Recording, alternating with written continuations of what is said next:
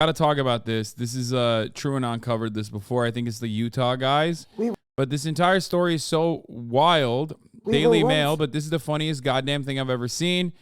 American fugitive Nicholas Rossi, who faked his own death and fled to the UK to avoid rape charges, steams his glasses up with rage as he tells Dateline he can't walk while insisting he's a Brit called Arthur Knight. That is the most insane fucking headline I've ever read in my entire life. Let's take a look at what this video accompanies. I already know it's going to be awesome. We were once a normal family, but thanks to the media, our lives have been interrupted. And we'd like privacy, and I would like to go back to being a normal husband. But I can't, because I can't breathe, I can't walk. People say that's an act. Let me try to stand up. Let me try to stand up. Exactly, exactly. What do you say to someone who believes... Okay, I need the full one. Give me the full shit. I need the full Monty. That's insane. That's actually fucking awesome. He's from Cranston, Rhode Island. This is a 24-minute documentary on it. No, I want the full one. I want the new one. I want the newest version. I need to know more. I mean, this is one of those things where it's like, this is the most incredible thing I've ever seen. Believes that you are Nicholas Alaverdi. I am not, Andrea, I am not Nicholas Alaverdi, and I do not know how to make this clearer. What do you say to people who say these are crocodile tears? He's putting on a show. This is all an act. Oh, Andrea, no, that's a low blow. That's a right low blow.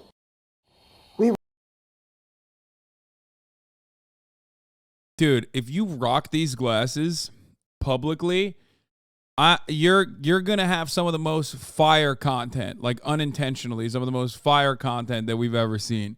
Whether you're like that eugenicist couple who's like, we are gonna make the superior race by having sex a lot and almost exclusively for the purpose of reproduction, or this guy who is faking being British and is nowhere near as good as I am with his fake British accent. This is the case of Nicholas Rossi, the extraordinary story of a US fugitive found in Glasgow. To locals, it is known as Glasgow. But to Nicholas Rossi, it's a second home.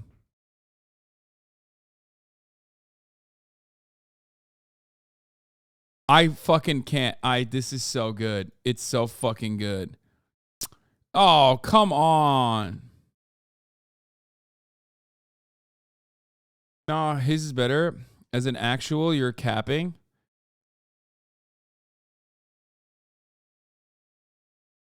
Chat is the top of the fucking hour. Is true. Why did you put my accent on there too? Like, that's the weirdest part. Yes, yes. Let the 10-10s roll. You motherfuckers love when a chatter debates me.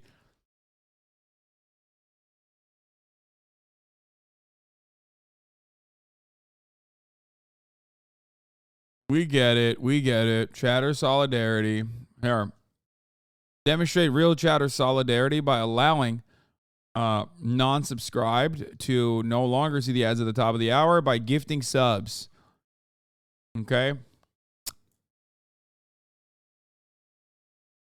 Here's the 3-minute ad break now. You too can avoid the ads at the top of the hour as long as you subscribe for $5 or for free, or get gifted a sub. If you're lucky, Speed Racer, think of it, 5 get the subs, allowing 5 people to no longer see the ads at the top of the fucking hour.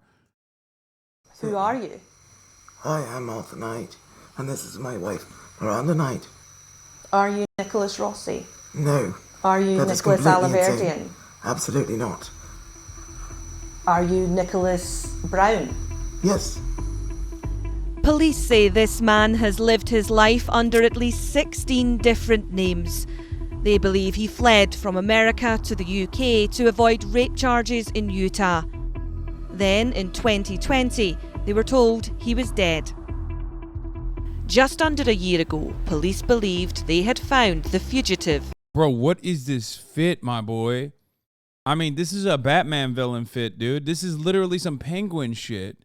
Are you fucking joking me right now? What the hell is happening here? In Scotland. Pulled it over on a lot of people, but he got fooled. Did the family believe Nicholas had died? No, he's not dead. He loves life too much. People who knew Nicholas Rossi, Nicholas Alaverdian, claim that it's you.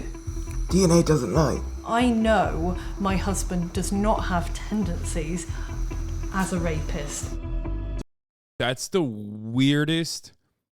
Like, that is the weakest defense, dude. You just, what the fuck? Like, you hit the, look, if this is a real thing, okay, if this is a real thing, your answer should be, what the fuck are you saying? Like, this is such a wild thing to blame me. Here, I will take a DNA test immediately.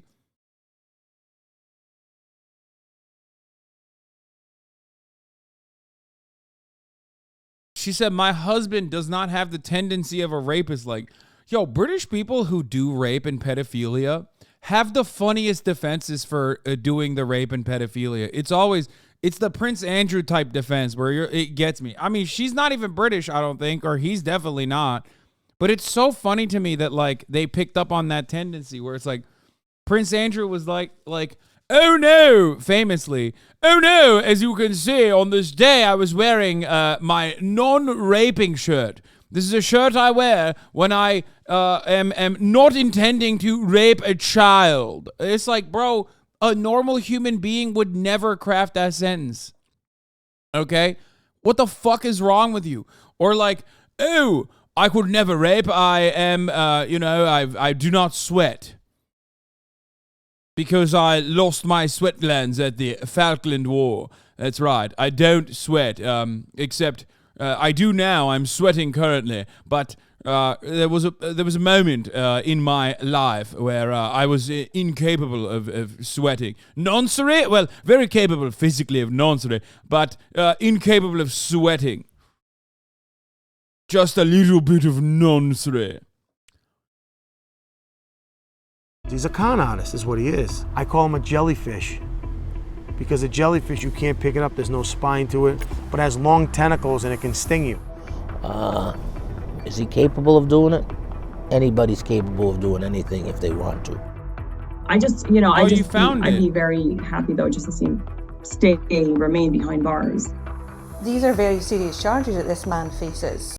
Dateline, dead man talking. I need to get it. I don't have an NBC Universal profile, so I can't watch it right now.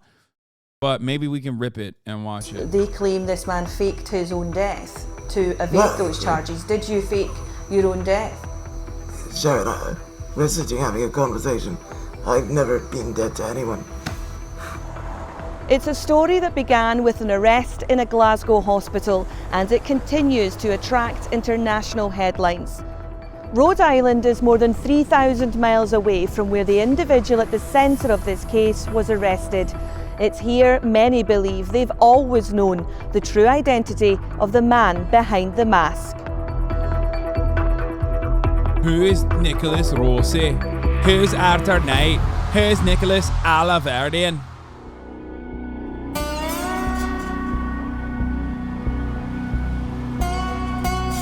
This is Cranston, a small town near the capital of Rhode Island, where Nicholas Alaverdian spent most of his childhood.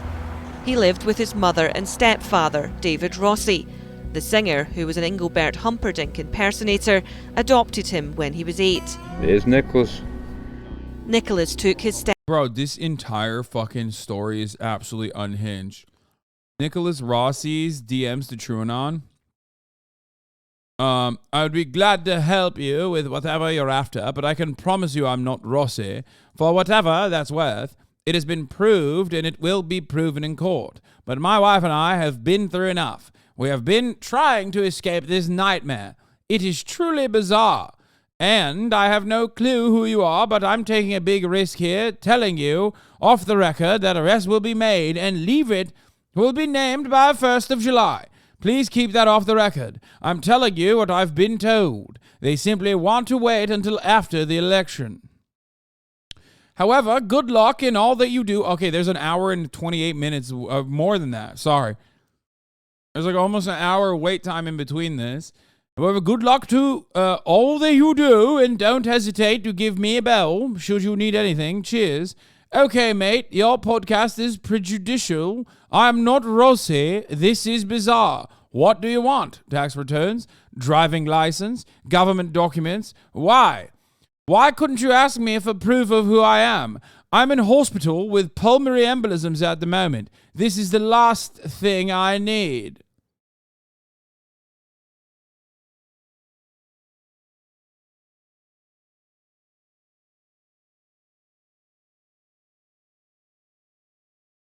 Well, I mean, the relation, what is this? Oh, this tweet was deleted by the author. Arthur Knight, alleged to be Nicholas Rossi by David Leavitt, responds.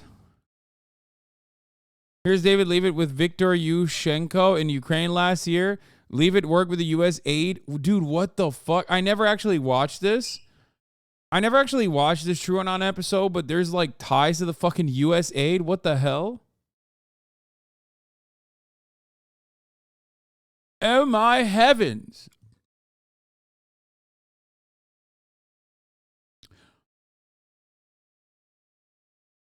Just got rejected for a prom date, says Lieutenant Drip. Well, what the fuck are you doing? He said, I'm going to eat your dog. I'm about to ask my crush to prom. Wish me luck. Off to ask my crush to prom. Wish me luck. I'm going to eat your dog. I'd like to announce that everyone that I just got rejected from prom. Bro, you said that at 2, nobody bit, and then you said it again at 4. Keep your head up, King. And also, no, you can't eat my dog. Okay? Is that fucking Metal Gear Revengeance on your PFP? You are entirely too young to be knowing a game like that if you're going to prom and shit.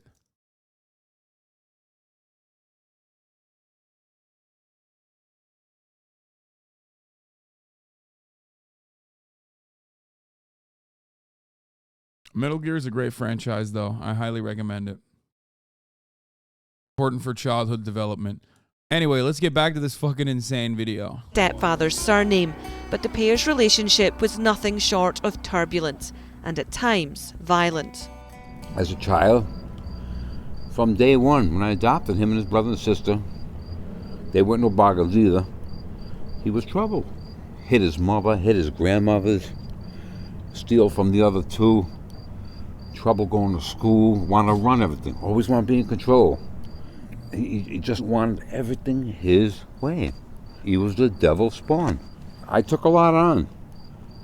3 kids, her. I took on what no man would, I believe. But I did it. I loved them. I loved her. When Nicholas was around 13, he was moved into foster care, run by the Department of Children, Youth and Families. He lived at various group homes where troubled teenagers are placed under one roof. It was at this time Nicholas got his first job at Rhode Island State House.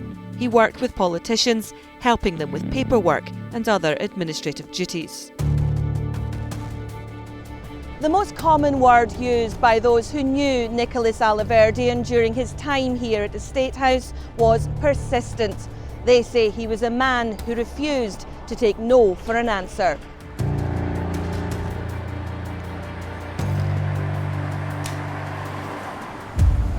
Bro, he could have been George Santos. Brian. How are you?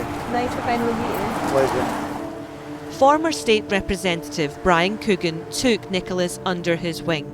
He initially thought the teenager was a genuine hard worker who had an unusually keen interest in the law for someone so young. He kept asking me to adopt him because he didn't have any family and he was in a group home and a foster home and he was going to live on this very street, a couple houses down. Why didn't you adopt him? He called me up one day. Oh my God. This is the most Rhode Island Italian man. Dude, what the fuck? Look at the rings. Jesus Christ. This man is so awesome. I mean, he's literally dripped out the fucking wazoo. He's got wrists that were specifically built naturally for girth. So he could fucking literally end up becoming a professional arm wrestler. He said, "Rep, you gotta come down to court, you gotta come down to court, they're trying to get rid of me." So I get down to the courthouse, and as soon as I walk up, he grabs me, hugs me, and embraces me like I was the only thing he had in this world.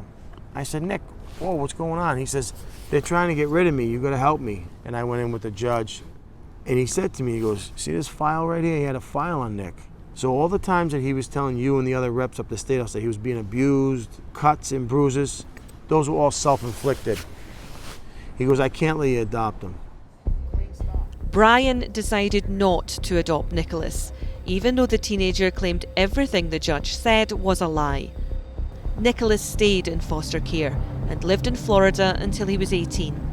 When he returned to Rhode Island, he took his claims of abuse to the next level. This is where Nicholas Alaverdian returns in his 20s to walk the halls of power in an attempt to gain support for his campaign to improve the children's welfare system. And I was subjected to torture, beatings, assault in various forms. I was refused to contact anybody at all.